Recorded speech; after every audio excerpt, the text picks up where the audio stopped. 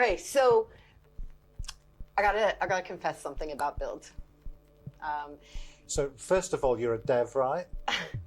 I'm a devy person. And you work in Microsoft I Technologies. do. I live and breathe Microsoft Technologies. So again, Build. So about that, what had happened was, I have been. So I live in South Devon, right? And you know that I travel a lot, and I talk to a lot of people, and I met with Microsoft this week to talk about some really cool things around vibe coding.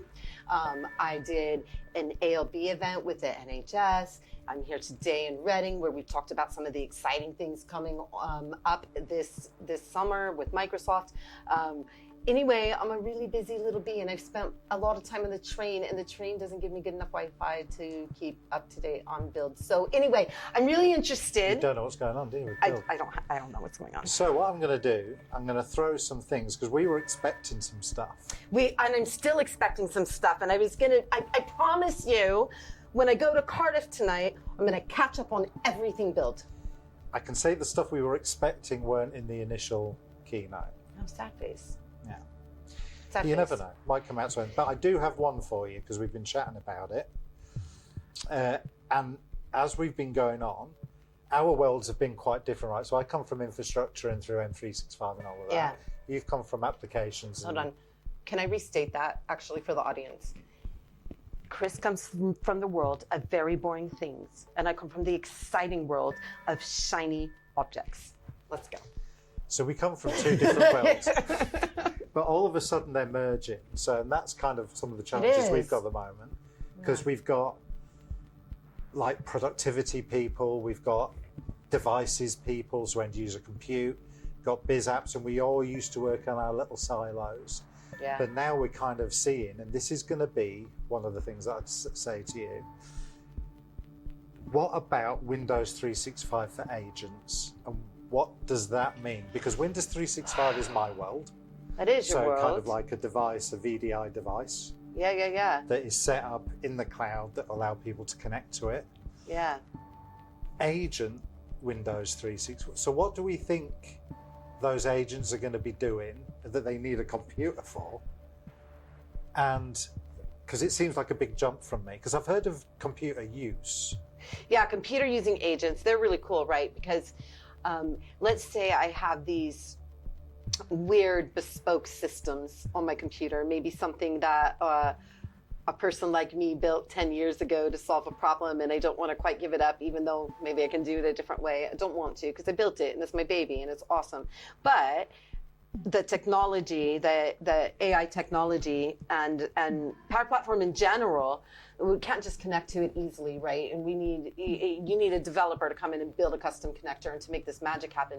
Whereas computer using agents say, actually, Heather, I can sit on your computer, I can do what you want me to do. I can go to these applications that you go into just by using your same movements on the computer, using your mouse clicks, stuff like that. So it's really changing, right? Because we still have people, I won't name any names, but I was working with a client last week who their process when they described it to me is they get emailed a spreadsheet, right? Emailed a spreadsheet. They open the spreadsheet. They go in and they manually copy these lines. And then they open another spreadsheet. And then they copy those lines into this next spreadsheet. And then they go into, again, I won't name the vendor, but another desktop application that they also extract data from. And they put it together in this shiny new spreadsheet that they've made. And then they close the spreadsheet. Do they upload it to OneDrive and send everybody a link? No, they do not. Now they email it back to the person who sent them the first spreadsheet, who then gets, you see what I'm saying, right? So computer using agents, obviously for any developer out there, we hear that and we're like, we could fix a lot of that for you right now. But then we're going to come into that issue of, I've got this other weird system that I need to use. Computer using agents say like, I can do that bit for you. So is it RPA? Is it? It is. I don't know if I don't know. Nobody's calling it RPA. And there might be a very intentional reason for it, but everything that I've experienced with it so far, it is very, very much RPA, right? It's making a robot do it for you, right? So does it mean that it can read the screen, it kind of reads what you do, so it can open an application? So how does that fit in the whole I've built an agent in Copilot Studio. Yeah.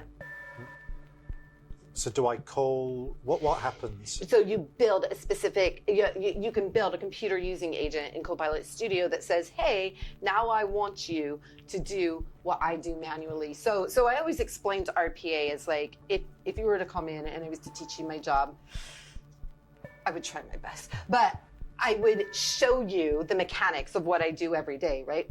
It's the same with RPA, with computer using agents. I'm going to show you how I do this process. The difference between showing an agent and showing a person is it gets it like right away. It knows it, and it doesn't have to come back and say, oh, I forgot what you did after you clicked that button, because it remembers, right? And so now it executes that process.